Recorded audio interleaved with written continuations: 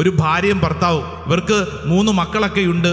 ഭർത്താവ് മഹാകുടിയനാണ്. കുടിയനെന്ന് പറഞ്ഞു കഴിഞ്ഞാൽ എൻ്റെ ദൈവമേ, നമ്മൾ വിചാരിക്കുന്ന പോലത്തെ കുടിയൻ. വർഷങ്ങളായിട്ട് ഇദ്ദേഹം മദ്യത്തിന് അടിമയാണ്. ധ്യാനമന്ദിരത്തിൽ പലതവണ വന്ന് പലതവണ ട്രീറ്റ്മെൻ്റ് ഒക്കെ നടത്തിയിട്ടുള്ളതാണ്.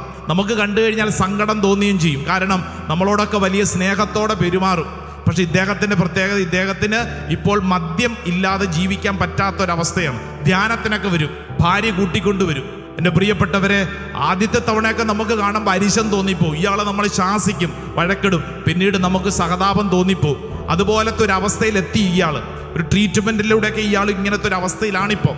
കുടിയനായ ഭർത്താവിനെയും കൊണ്ട് നടക്കുന്ന ഭാര്യ. ഒന്ന് ചിന്തിച്ചു നോക്കിയേ, എന്തൊരു അപമാനമാണെന്നറിയോ. അവിടെയുള്ള എല്ലാവരും ഈ സ്ത്രീയെ കാണുമ്പോഴത്തേക്ക് സഹതാപത്തോടെ നോക്കും. ഈ മനുഷ്യനെ കാണുമ്പോൾ തന്നെ ചിലർ മാറിയിരുന്ന് ചിരിക്കാൻ തുടങ്ങും. എന്നാൽ ഈ അപമാനമെല്ലാം ഈ ഭാര്യ ഏറ്റെടുക്കുകയാണ്. ഈ അപമാനമെല്ലാം ഈ ഭാര്യ ഏറ്റെടുക്കും. എൻ്റെ പ്രിയപ്പെട്ടവരെ, ഒരു ശുശ്രൂഷ അവസരത്തിൽ ഈ ഭാര്യ വന്ന് മൈക്കെടുത്തൊരു സാക്ഷ്യം പറയുകയാണ്. അപ്പൊ ഞാൻ കൗതുകത്തോടെ നോക്കി, എന്താവണാവോ ഈ സ്ത്രീ പറയാൻ പോകുന്ന സാക്ഷ്യം. കാരണം ഭർത്താവ് മദ്യപാനിയാണ്, അയാൾ അവിടെ ഇരിപ്പുണ്ട്, അയാൾ ഇങ്ങനെ കിറുങ്ങിയിരിക്കുവാണ്. ഈ ഭാര്യ എന്ത് സാക്ഷ്യം പറയാനാണ്?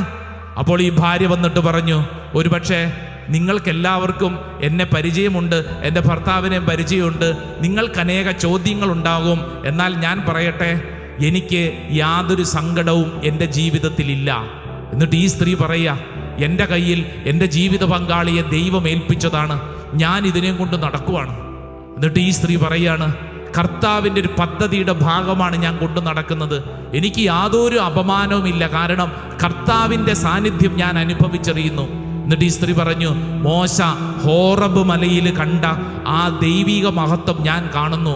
പുറമേ നോക്കുമ്പോൾ തീ ഇങ്ങനെ കത്തുന്നു, എന്നാൽ അകത്ത് ശാന്തത. നിങ്ങൾ നോക്കുമ്പോൾ പുറമേ ഇങ്ങനെ കത്തുന്നു, എന്നാൽ അകത്ത് ശാന്തത. ഇതാണ് എൻ്റെ അവസ്ഥ. എൻ്റെ ഉള്ളിൽ ശാന്തതയാണ്, എൻ്റെ ഉള്ളിൽ ശാന്തതയാണ്. ഹല്ലേലൂയാ. എന്നിട്ട് ഈ സ്ത്രീ പറഞ്ഞു, പരിശുദ്ധാത്മാവിലൂടെ ഞാനത് നേടിയെടുത്തു.